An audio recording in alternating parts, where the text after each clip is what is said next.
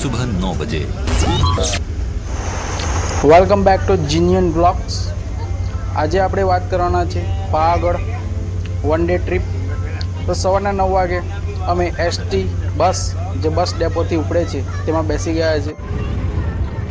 હવે તેમાં બેઠ્યા પછી જે માચી સુધીનો જે રસ્તો છે તે તમે જોઈ શકો છો કેવો ઇન્ટરેસ્ટિંગ વળાંકો છે। આ જે પાવાગઢ છે તે પંચમહાલ ડિસ્ટ્રિક્ટની અંદર વડોદરાથી લગભગ 50 કિલોમીટરની આસપાસ છે। હવે આ બસની અંદર તમને રસ્તામાં અવાનવા તમારા વ્યૂઝ જોઈ શકો છો। હવે આના અંદર પ્રાઇવેટ ગાડી લઈને પણ ઘણા બધા પ્રવાસીઓ આવે છે। અને એસટી બસની વાત કરીએ તો એસટી બસને એક માણસ પાછળ 20 રૂપિયા ટિકિટ છે। હવે આ જો માંચી પર પહોંચ્યા પછી ઉપરથી એક વ્યૂ જે તમે જોઈ શકો છો કેટલો જબરજસ્ત છે। આ ઉનાળાનો દિવસ છે। હવે માંચી પર આપણે પહોંચી ગયા છે। માંચી પર પહોંચ્યા બાદ તમે જોઈ શકો છો ભીડ, ફેરિયાઓ, ખાણીપીણી બધું જ છે। અને એસટી બસો જે ઉપરથી નીચે જવા માટે। પછી માંચીથી જ ઉપર જે મંદિરનો નજારો છે। પછી આગળ આ પગથિયા ચડવાના ચાલુ કરી દીધા છે આપણે। પગથિયામાં ચાલના કરેલા છે। હવે આગળ તમે જોઈ શકો છો ભીડ પણ અત્યારે તાપ ચડી ગયો છે એટલે થોડીક ઓછી થઈ ગઈ છે। સવારમાં વહેલા વધારે ભીડ રહે છે। હવે રોપવેનો નજારો થોડેક અંતર અમે ચાલ્યા બાદ એક રોપવેનો નજીકથી એક નજારો આવતો હતો તો તમે જોઈ શકો છો રોપવે કેટલી કલરિંગ રંગબેરંગી છે। રોપવેમાં વેઇટિંગ બહુ વધારે હોય છે। અમે ચાલતા જ ઉપર ચડવાનો નિર્ણય કર્યો હતો। હવે ઉપર જતાં જ જુઓ એક ઇમારત નજારો। હવે આગળ પાછા અમે ચાલવાનું ચાલુ કરી દીધું, તાપ વધારે છે। सुबह 9:30 बजे। પછી એક બીજો 9:30 વાગે વ્યૂ 9:30 વાગે અમે જ્યારે ઉપર આવ્યા છીએ ત્યારે એક વ્યૂ તમે જુઓ। પછી ઉપરથી પણ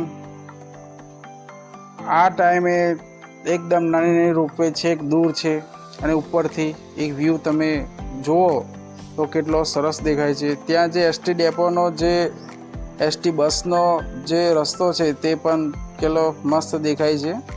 પછી તળાવ પણ દેખાય છે ઉપરનો વ્યૂ।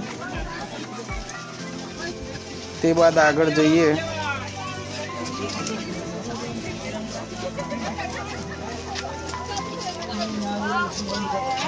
ઉપર આટલી ગરમી હોવા છતાં પણ ભીડ એટલી જ હતી। તમે જુઓ ભીડ કેટલી બધી છે।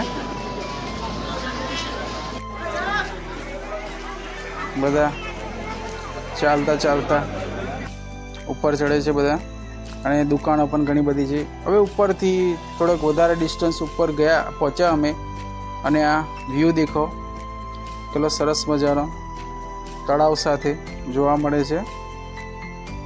છેક ઉપરથી એક સરસ મજાનો વ્યૂ તમે જોઈ શકો છો। હવે મંદિરની આગળ આપણે પહોંચી ગયા છે। તમે જુઓ કેટલી સરસ મજાની મૂર્તિઓ અને એન્ટ્રન્સ છે। હવે ઉપર દવાખાનું પણ છે જેવી સુવિધાઓ પણ મંદિરે હવે બનાવી દીધી છે। હવે લાસ્ટ જે પગથિયા છે તે ચડીએ આપણે મંદિરે પહોંચી જઈએ। હવે છેક ઉપર પણ એક વ્યૂ આપણે લીધો છે તમે જુઓ કેટલો સરસ છે। सुबह 11 बजे। હવે આ મંદિરની છેક લાસ્ટ એન્ટ્રન્સ કેટલી જબરજસ્ત ડિઝાઇનો છે બધે દોરેલી જુઓ તમે। પછી મહાકાળી માતાના દર્શન, ભીડ દેખો તમે કેટલી જબરજસ્ત છે। દર્શન કરવા થોડાક મુશ્કેલ પડે છે આટલી બધી ભીડમાં। પછી આગળ મંદિરનો જે જગ્યા છે ત્યાં આ રીતે જગ્યા બહુ સરસ મજાની છે। હવે એક જબરજસ્ત વસ્તુ આ હતી કે આપણે જે પહોંચ્યા છીએ ત્યારે આ જે ધજા છે ધજા ઉતારવામાં આવી રહી છે મંદિર પરથી આ ટાઈમે. અમારું સૌભાગ્ય છે કે અમે આ ટાઈમે આ જગ્યાએ પહોંચ્યા છે કે મંદિરની ધજા ઉતરી રહી છે. દોરડા દ્વારા મંદિરની ધજા ઉતારવામાં આવી રહી છે અને થોડાક ટાઈમમાં જ હવે ધજા પણ ચડાવવામાં આવશે. આ જ ટાઈમે અમે હાજર હતા. જો હવે ધજા ચડાવવાનો ટાઈમ ધજા ચડાવે છે દોરડા દ્વારા જ ખેંચી ખેંચીને ઢોલ નગારા સાથે અવાજ સાથે ધજા ચડી રહી છે.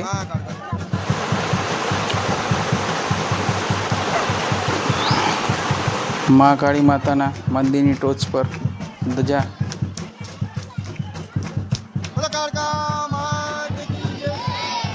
ચડી ગઈ છે.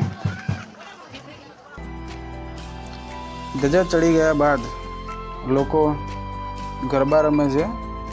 થોડીક વાર મ્યુઝિક વગાડવામાં આવે છે ગરબા ધજા ચડી ગયા બાદ અને લોકો ગરબા રમે છે. બાદ અમે પણ જોઈ લો મંદિરે दोपहर 12:30 बजे. હજી 12:30 વાગે જેવા અમે નીચે ઉતરવા માટે નીકળી ગયા રસ્તામાં. પછી છેક નીચે પહોંચીને બસમાં બેસી ગયા પાછા બસ સ્ટેન્ડ પહોંચવા માટે. दोपहर 1:15 बजे. છેક બસ નીચે પહોંચે ત્યાં સુધી 1:15 થઈ ગઈ હતી. સવારે 9 વાગે નીકળ્યા હતા અને 1:15 નીચે પાછા આવી ગયા છે. આટલો ટાઈમ થાય છે. આ રીતે જ મસ્ત સરસ મજાના બ્લોગ્સ જોવા માટે યુટ્યુબ ચેનલ સબસ્ક્રાઈબ કરો અને જો વિડીયો ગમ્યો હોય તો બધાને શેર કરો અને વિડીયોને લાઈક કરો.